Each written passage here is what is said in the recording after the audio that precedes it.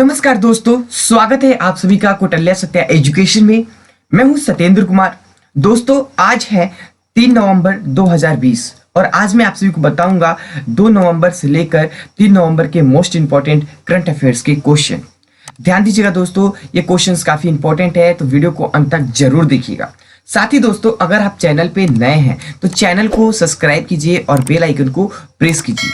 Bell icon press करने से ये होगा कि जब भी हम वीडियोस को अपलोड करेंगे आपके पास नोटिफिकेशन के साथ आपको अपडेट मिलता रहेगा। साथ ही दोस्तों, अगर आप चैनल के टेलीग्राम पेज को ज्वाइन नहीं किए हैं तो चैनल के टेलीग्राम पेज को ज्वाइन कीजिए। लिंक आप सभी को डिस्क्रिप्शन बॉक्स में मिल जाएगा। चैनल के टेलीग्राम पेज ज्वाइन कर लेंगे तो दोस्तों वहां पे आप सभी को डेली करंट अफेयर्स के पीडीएफ फाइल प्रोवाइड करा दिया जाता है और आप वहां से डेली नोट्स बना सकते हैं और आप सभी को डेली ये पीडीएफ फाइल करंट अफेयर्स के टेलीग्राम पेज पे मिल जाएगा। साथ ही दोस्तों, ध्यान दीजिएगा, सभी क्वेश्चंस के मुख्य पॉइंट्स बताए जाएंगे और उसके फैक्ट्स को बताए जाएंगे। अंत में दोस्तों, आप सभी से एक प्रश्न पूछा जाएगा, उस प्रश्न का उत्तर आप हमें कमेंट बॉक्स में जरूर दीजिएगा। तो चलिए दोस्तों, स्टार्ट करते हैं मोस्ट इंपॉर्टेंट करंट अफेयर्स के क्वेश्चंस। तो करंट अफेयर्स के क्वेश्चन स्टार्ट करने से पहले दोस्तों, आज के हम थॉट्स को देखेंगे, अनमोल वचन को देखेंगे। आज का अनमोल वचन है, ध्यान दीजिएगा, कि today hard work and dedication strength the foundations of tomorrow. ध्यान से सुनिएगा कि today's hard work and dedication strength the foundations of tomorrow. दोस्तों, इसका अर्थ होगा कि आज की मेहनत और लगन आने वाले कल की सफलता की बुनियादी को मजबूत बनाती है। फिर से, कि आज की मेहनत और लगन आने वाली कल की सफलता की बुनियादी को मजबूत बनाती है। क्लियर है दोस्तों? तो चलिए आज के क्वेश्चंस को स्टार्ट करते हैं और ध्यान से देखिएगा, वीडियो को स्किप नहीं कीजिएगा। अगर आप वीडियो स्किप करते हैं तो क्वेश्चन को स्किप करते हैं। तो चलिए आज का पहला क्वेश्चन देखते हैं। ओमिडियारा नेटवर्क इंडिया के साथ साझेदारी में MSMES का समर्थन करने के लिए गेम के साथ किस राज्य MOU पर हस्ताक्षर किए? तो दोस्तों, राइट आंसर होगा option C. Option C is right answer. ध्यान दीजिएगा। तो चलिए दोस्तों, इस क्वेश्चंस के मुख्य पॉइंट को हम समझेंगे कि ओमिडियारा नेटवर्क इंडिया के साथ साझेदारी में MSMES का समर्थन करने के लिए पंजाब गेम के साथ MOU पर हस्ताक्षर करता है। तो बात करेंगे दोस्तों, गेम का फुल फॉर्म क्या होता है? तो ध्यान दीजिएगा, global alliance for mass entrepreneurship. Clear है दोस्तों? गेम का फुल फॉर्म हो जाएगा, पूर्ण रूप हो जाएगा। अब हम बात करेंगे MOU का फुल फॉर्म। ठीक है, MOU पर हस्ताक्षर होता है तो MOU का पूर्ण रूप तो जानना जरूरी है ना। तो समझिए, मेमोरेंडम ऑफ अंडरस्टैंडिंग। क्या हो जाएगा? Memorandum of understanding. अब इस बात का खुलासा करते हुए उद्योग मंत्री सुंदर श्याम अरोड़ा ने कहा कि इस समझौते का समर्थन ओमिडियारा नेटवर्क इंडिया ONI द्वारा किया गया है। यहां ध्यान देना होगा कि उद्योग मंत्री कौन? तो सुंदर श्याम अरोड़ा। ठीक है, सुंदर श्याम अरोड़ा। ठीक है, जो कि हाल ही में घोषित रिवोल्यूशन इंस्टीट्यूट के तहत सामाजिक प्रभाव पर केंद्रित एक विषय फॉर्म है। क्लियर है दोस्तों? विषय फॉर्म है। अब हम बात करेंगे दोस्तों पंजाब का। तो पंजाब के मुख्यमंत्री का नाम क्या है? तो कैप्टन अमरिंदर सिंह। कैप्टन अमरिंदर सिंह। ठीक है, ध्यान दीजिएगा, पंजाब के मुख्यमंत्री का नाम है। क्लियर दोस्तों? चलिए इसी के साथ हम अगला प्रश्न देखते हैं। प्रश्न नंबर 2, कि किस राज्य के गवर्नर ने 7.5% नीति कोटा बिल को स्वीकृति दी? Option D is right answer. ध्यान दीजिएगा कि तमिलनाडु। तो चलिए इस क्वेश्चंस के मुख्य पॉइंट को समझेंगे। ध्यान दीजिएगा दोस्तों कि तमिलनाडु के राज्यपाल बनवारी लाल पुरोहित ने शुक्रवार को विधेयक पर अपनी सहमति दी, जो राज्य के सरकारी स्कूलों के छात्रों को चिकित्सा पाठ्यक्रमों में 7.5% आरक्षण प्रदान करता है। ध्यान दीजिएगा दोस्तों कि सरकार द्वारा पढ़े गए सरकारी स्कूलों बिल 2020 के छात्रों के लिए चिकित्सा, दंत चिकित्सा, भारतीय चिकित्सा और होम्योपैथी के लिए प्रिफरेंशियल बेसिक पर स्नातक पाठ्यक्रमों के लिए तमिलनाडु प्रवेश शीर्षक से एक प्रेस विज्ञप्ति जारी की गई है। ठीक है दोस्तों, क्लियर है? तो यहाँ पे आपको ध्यान देना होगा कि तमिलनाडु के राज्यपाल गवर्नर का नाम क्या है? तो बनवारी लाल पुरोहित। ठीक है, बनवारी लाल पुरोहित आप देख सकते हैं। चलिए अगला प्रश्न देखेंगे। प्रश्न नंबर 3, ध्यान दीजिएगा कि एनसीआर और आसपास के क्षेत्रों में वायु गुणवत्ता प्रबंधन के लिए एक आयोग के गठन के लिए किसने आदेश पर हस्ताक्षर किए? तो राइट आंसर होगा दोस्तों option C. Option C is right answer, Ramnath Kovind. अब रामनाथ कोविंद हैं कौन? रामनाथ कोविंद भारत के राष्ट्रपति हैं। ठीक है, तो चलिए इस क्वेश्चन के मुख्य पॉइंट को समझेंगे। ध्यान दीजिए दोस्तों कि राष्ट्रपति रामनाथ कोविंद ने बुधवार को राष्ट्रीय राजधानी क्षेत्र और आसपास के क्षेत्रों अध्यादेश 2020 में वायु गुणवत्ता प्रबंधन आयोग को मंजूरी दे दी, जो राष्ट्रीय राजधानी क्षेत्र एनसीआर और आसपास के क्षेत्रों में वायु गुणवत्ता प्रबंधन के लिए एक आयोग के गठन का प्रावधान करता है। अध्यादेश में कहा गया है कि एनसीआर और आसपास के इलाकों के हवाई इलाकों में हवा की गुणवत्ता चिंता का एक प्रमुख कारण है। चिंता का एक प्रमुख कारण है। तो बात करेंगे दोस्तों राष्ट्रीय राजधानी की, तो राष्ट्रीय राजधानी यानी कि नई दिल्ली, एनसीआर। दिल्ली के मुख्यमंत्री का नाम दोस्तों अरविंद केजरीवाल है और साथ ही दोस्तों दिल्ली के राज्यपाल के नाम अनिल बैजल है। अनिल बैजल है। क्लियर है दोस्तों? चलिए अगला प्रश्न देखेंगे। प्रश्न नंबर 4, ध्यान दीजिएगा कि किस देश की सेना ने स्वदेशी मोबाइल एप्लीकेशन SAI लॉन्च किया? तो राइट आंसर होगा दोस्तों option B. Option B is right answer. भारतीय सेना ने स्वदेशी मोबाइल एप्लीकेशन SAI लॉन्च किया। तो चलिए इस क्वेश्चन के मुख्य पॉइंट को समझते हैं। भारतीय सेना ने secure applications for the internet यानी कि SAI नाम से एक सुरक्षित मैसेजिंग एप्लीकेशंस प्लेटफॉर्म लॉन्च किया है। एंड्रॉइड के लिए यह mobile applications end to end सुरक्षित वायरस टेक्स्ट और वीडियो कॉलिंग सेवाओं का समर्थन करेगा। यह एप्लीकेशन टेलीग्राम और व्हाट्सएप जैसे अनुप्रयोगों के समान है। क्लियर है दोस्तों? चलिए इसी के साथ अगला प्रश्न देखेंगे। प्रश्न नंबर 5, DST पहल सर्व पावर खोजपूर्ण अनुसंधान में महिलाओं के लिए प्रचार के अवसर किसने शुरू की? तो ध्यान दीजिएगा राइट आंसर होगा दोस्तों option B. Option B is right answer, Harshvardhan. तो चलिए इस क्वेश्चन के मुख्य पॉइंट को समझते हैं। ध्यान दीजिएगा केंद्रीय विज्ञान और प्रौद्योगिकी, पृथ्वी विज्ञान और स्वास्थ्य और परिवार कल्याण मंत्री डॉक्टर हर्षवर्धन ने आज एक समारोह में महिला वैज्ञानिकों के लिए विषय रूप से डिजाइन किए गए सर्व पावर महिलाओं के लिए खोज के अवसर को बढ़ावा देना, ठीक है, नामक एक योजना शुरू की। अब दोस्तों बात करेंगे सर्व, SERV। सर्व का फुल फॉर्म क्या होता है? तो एस से हो जाएगा आपका science and engineering research board. ठीक है दोस्तों, क्लियर है? अब दोस्तों इसमें बात करेंगे कि इसमें महिलाओं के लिए है, तो महिलाओं कितने वर्ष और कितने वर्ष की आयु तक के लिए है महिलाओं के लिए? तो 35 वर्ष। ध्यान दीजिएगा 35 से लेकर 55 वर्ष के लिए है। 35 से लेकर 55 वर्ष यानी कि 35 वर्ष से लेकर 55 वर्ष के लिए महिलाओं की आयु के लिए है। क्लियर? ध्यान दीजिएगा एक ई प्लेटफॉर्म विज्ञान और इंजीनियरिंग अनुसंधान बोर्ड, यानी कि मैंने अभी आप सभी को इंग्लिश में बताया कि सर्व का फुल फॉर्म होगा science and engineering research board. तो उसका हिंदी में हम बात करेंगे तो विज्ञान और इंजीनियरिंग अनुसंधान बोर्ड। अब रिसर्च का हिंदी क्या हो जाएगा? अनुसंधान। इंजीनियर का हिंदी क्या हो जाएगा? अभियंता। तो ये आप लोगों को छोटा छोटा नोट करके रखना है, याद करके रखना है, माइंड में रखना है। ठीक है।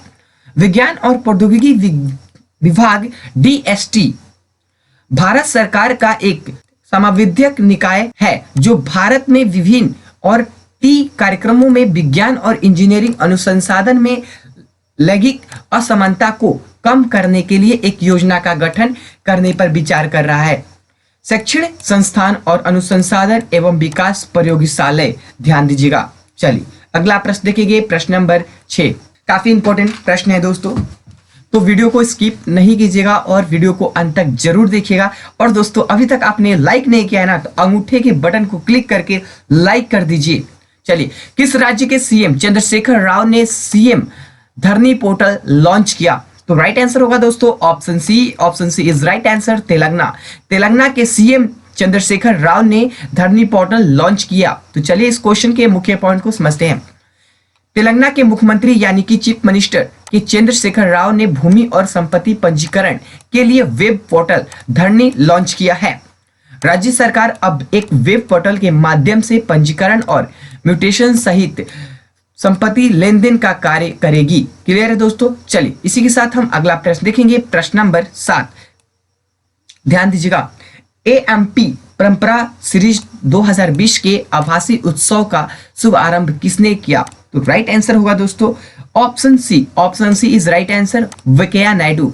वेंकैया नायडू है कौन? तो वेंकैया नायडू दोस्तों भारत के उपराष्ट्रपति हैं। तो चलिए इनके विषय में जानते हैं और इस क्वेश्चंस के मुख्य पॉइंट को समझते हैं। उपराष्ट्रपति वेंकैया नायडू ने संयुक्त राष्ट्र के साझेदारी में नाट्य तरंगिणी द्वारा आयोजित परंपरा श्रृंखला 2020 राष्ट्रीय संगीत और नृत्य का राष्ट्रीय उत्सव का आभासी त्यौहार शुरू किया।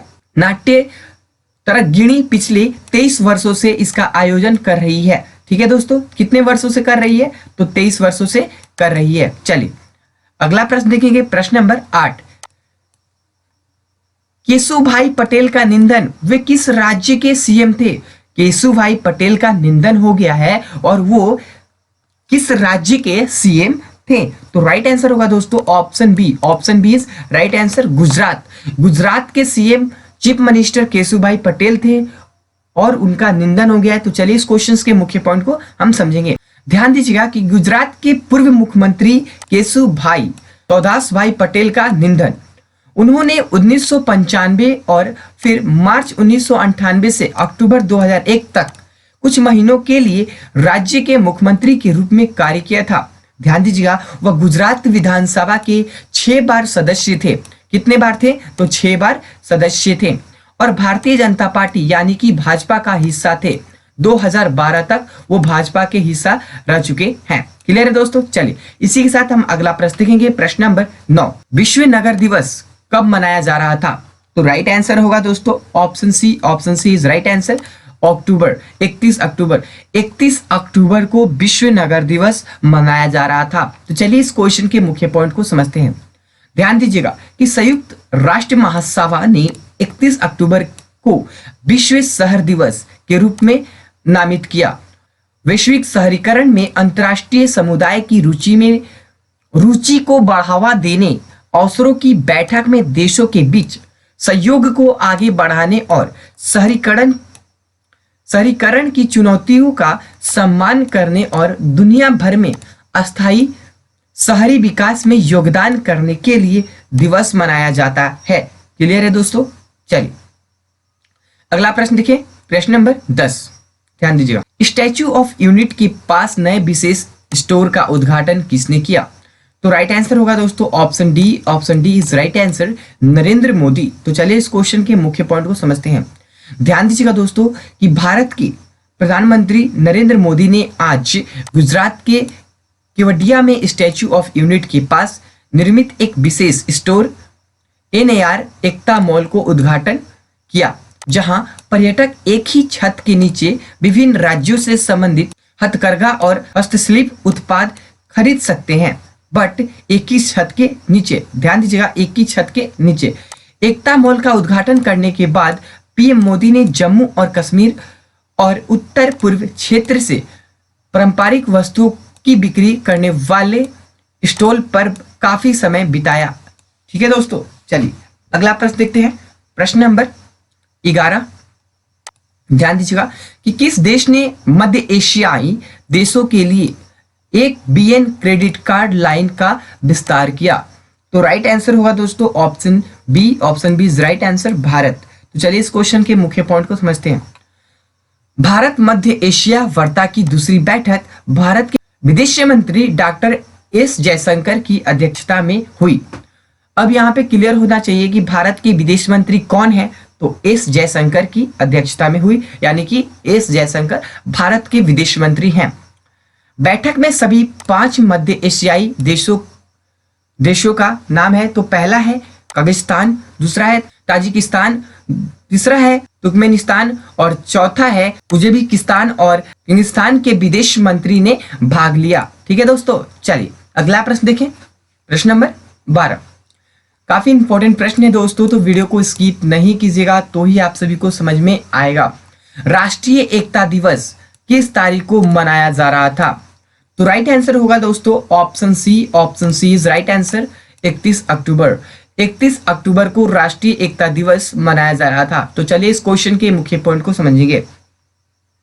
भारत में राष्ट्रीय एकता दिवस या राष्ट्रीय एकता दिवस हर साल 31 अक्टूबर को 2014 से मनाया जाता है। ये कब से स्टार्ट किया गया है? तो 31 अक्टूबर 2014 से स्टार्ट किया गया, ठीक है। अब इसे हर साल मनाया जाता है, ठीक है। भारत के लौह पुरुष सरदार वल्लभ भाई पटेल की जयंती मनाने के लिए इस वर्ष का महान नेता की 145वीं वर्षगांठ है, जिन्होंने स्वतंत्रता के लिए भारत के संघर्ष और बाद में देश के एकीकरण के दौरान महत्वपूर्ण भूमिका निभाई। क्लियर है दोस्तों? चलिए अगला प्रश्न देखें, प्रश्न नंबर 13। ध्यान दीजिएगा कि IIFFB 2020 में मरणोपरांत लाइफ टाइम अचीवमेंट पुरस्कार से किसे सम्मानित किया गया? तो राइट आंसर होगा दोस्तों option C. Option C is right answer, Om Puri. तो चलिए इस क्वेश्चन के मुख्य पॉइंट को समझते हैं। ध्यान दीजिएगा, दिवंगत भारतीय अभिनेता ओम पुरी को India international film festival of Boston 2020 के तीसरे संस्करण में लाइफ टाइम अचीवमेंट अवार्ड से सम्मानित किया गया। अब दोस्तों आपने समझा कि IIFFB का पूर्ण रूप क्या होता है, तो यहाँ पे आपको मैं क्लियर कर दूं कि India international film festival of Boston, ठीक है। IIFFB का फुल फॉर्म होता है, पूर्ण रूप होता है। ध्यान दीजिएगा, यह पुरस्कार उनकी पत्नी नंदिता पुरी को मिला। यह पुरस्कार किसको मिला? तो उनकी पत्नी यानी कि ओम पुरी की पत्नी को मिला। उनका नाम है नंदिता पुरी, ठीक है। बोस्टन USA में आधारित 3 दिवसीय फिल्म महोत्सव त्योहार का एक और आकर्षण से विकास खन्ना के साथ बातचीत थी, जो प्राइड ऑफ इंडिया अवार्ड के प्राप्तकर्ता थे, ठीक है, प्राप्तकर्ता थे। चलिए अगला प्रश्न देखते हैं, प्रश्न नंबर 14। डेनियल मेकर का निधन वह किस पेशे से थे? तो राइट आंसर होगा दोस्तों option D. Option D is right answer, A और बी दोनों, यानी कि लेखक भी थे और संपादक भी थे। तो चलिए इस क्वेश्चन के मुख्य पॉइंट को समझते हैं। ध्यान दीजिएगा, फिक्शन और नॉन फिक्शन के पुरस्कार विजेता लेखक और द न्यूयॉर्क और रेडम हाउस में लंबे समय तक संपादक रहे डेनियल मेकर, जिन्होंने एलिस मुनरो, सलाम रुश्दी, कोलम मैकेन और कई अन्य लोगों के साथ काम किया, ठीक है दोस्तों। किसने काम किया? तो डेनियल मेकर ने, ठीक है। और आज ये हमारे बीच में नहीं रहे, ठीक है। चलिए अगला प्रश्न देखते हैं, प्रश्न नंबर 15। भारत और मालदीव को कितने नए यूनेस्को बायोस्फीयर रिजर्व मिले? तो राइट आंसर होगा दोस्तों option B. Option B is right answer, 3। तो चलिए इस क्वेश्चन के मुख्य पॉइंट को समझते हैं। 29 अक्टूबर 2020 को यूनेस्को के united nation educational certificate and culture organisation man and the biosphere MAB programme के इंटरनेशनल कोऑर्डिनेटिंग काउंसिलिंग ICC में भारत के Panna biosphere reserve Madhya Pradesh, Fuvahmulah biosphere reserve Maldives और शामिल है। Addu atoll biosphere reserve Maldives UNESCO के बायोस्फीयर रिजर्व के वर्ल्ड नेटवर्क के लिए है। क्लियर है दोस्तों? समझ में आ रहा है? चलिए अगला प्रश्न देखें, प्रश्न नंबर 16। किस देश ने SCO मंत्रियों की विदेशी अर्थव्यवस्था की 19वीं बैठक की मेजबानी की? तो राइट आंसर होगा दोस्तों option A. Option A is right answer, Bharat. तो चलिए इस क्वेश्चन के राइट मुख्य पॉइंट को समझते हैं। ध्यान दीजिएगा कि भारत ने संघाई कोऑपरेशन ऑर्गेनाइजेशन SCO के विदेश अर्थव्यवस्था और विदेश व्यापारी मंत्री 19वीं बैठक की मेजबानी की। आभासी बैठक में भारत के केंद्रीय वाणिज्य और उद्योग मंत्री पीयूष गोयल की अध्यक्षता में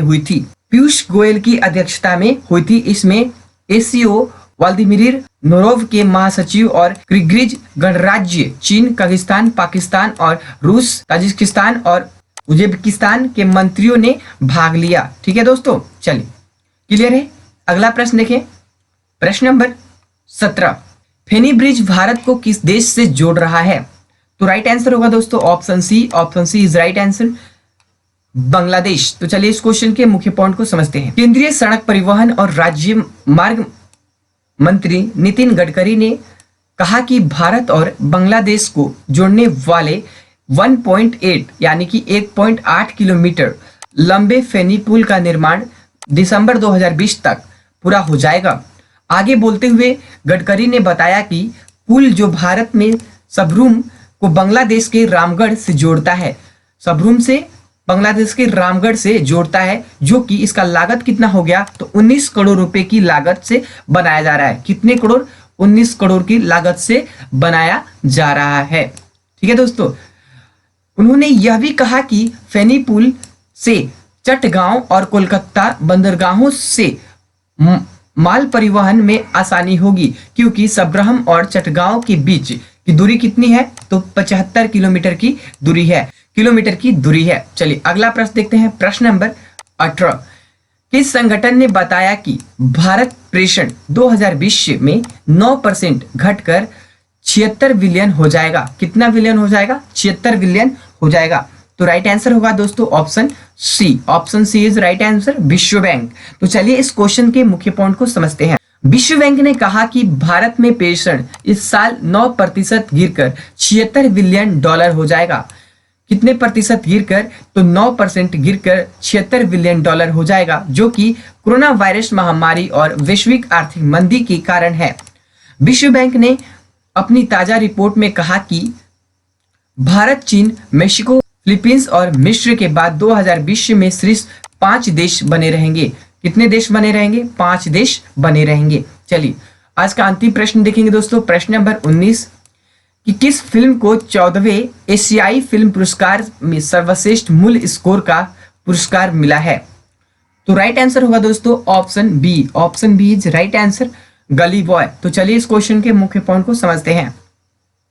ध्यान दीजिएगा, एशियाई फिल्म पुरस्कार के 14वें संस्करण का आयोजन एशियाई फिल्म पुरस्कार अकादमी द्वारा किया गया था। इंडियन मूवी गली बॉय को 14वें एशियाई फिल्म पुरस्कारों में सर्वश्रेष्ठ मूल स्कोर का पुरस्कार मिला है।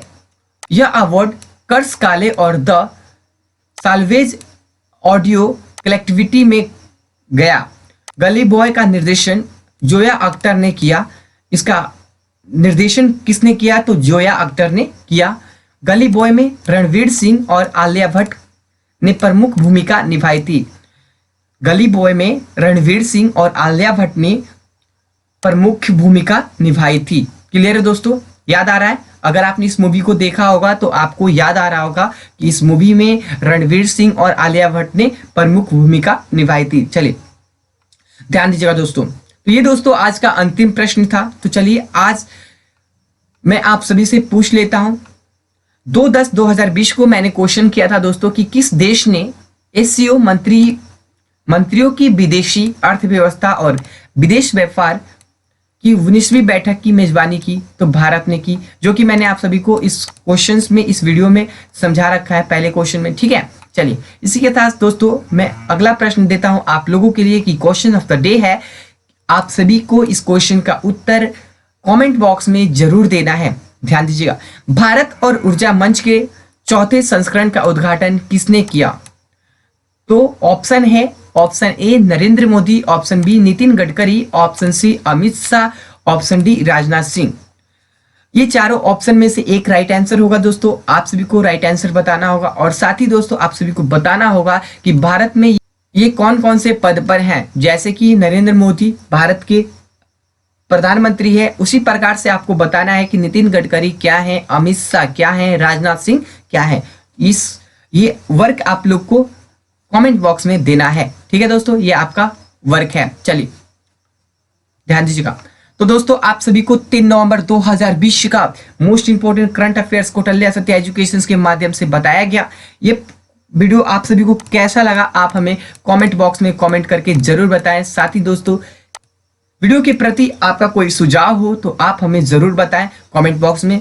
और वीडियो को अभी तक आपने लाइक नहीं किया है तो लाइक कर दीजिए, अंगूठे को बटन को क्लिक करके लाइक कर दीजिए और चैनल को ज्यादा से ज्यादा आगे बढ़ाइए दोस्तों। साथ ही दोस्तों आप सभी को मैं बता दूं कि अभी तक आपने टेलीग्राम पेज को ज्वाइन नहीं किया है तो टेलीग्राम पेज को ज्वाइन कर लीजिए, लिंक आप सभी को डिस्क्रिप्शन बॉक्स में मिल जाएगा। साथ ही दोस्तों वहां पे आप लोगों को डेली करंट अफेयर्स की पीडीएफ फाइल प्रोवाइड करा दिया जाता है और आप लोग वहां से नोट्स बना सकते हैं। नोट्स बनाना इंपॉर्टेंट है दोस्तों, नोट्स बनाएंगे तो आप लोगों का क्या होगा, रिवीजन हो जाएगा। अगर आप एक बार वीडियो को व्यू करते हैं, अच्छे से देख लेते हैं, नोट्स बना लेते हैं तो आप सभी का रिवीजन हो जाएगा। नहीं तो दोस्तों आप सभी को क्या करना होगा कि वीडियो देखते ही वक्त आप लोग को नोट्स बनाना होगा यदि आप अपना टाइम बचाना चाहते हैं। बट मैं कहना चाहूंगा कि आप अगर वीडियो को पूरा देख लेते हैं उसके बाद नोट्स बनाते हैं तो वो आप लोगों के लिए काफी अच्छा होगा, ध्यान दीजिएगा। अंत में दोस्तों यही कहना चाहूंगा कि अगर आप अभी तक इस वीडियो को अपने मित्र के पास, दोस्तों के पास शेयर नहीं किए हैं तो शेयर कर दीजिए। साथ ही दोस्तों चैनल को सब्सक्राइब नहीं किया है तो चैनल को सब्सक्राइब कीजिए और बेल आइकन को जरूर प्रेस कीजिएगा। बेल आइकन प्रेस करने से ये होगा कि जब भी हम वीडियोस को अपलोड करेंगे आपके पास नोटिफिकेशन के साथ आपको अपडेट मिलता रहेगा। तो चलिए दोस्तों अगले वीडियो में मिलते हैं, नमस्कार।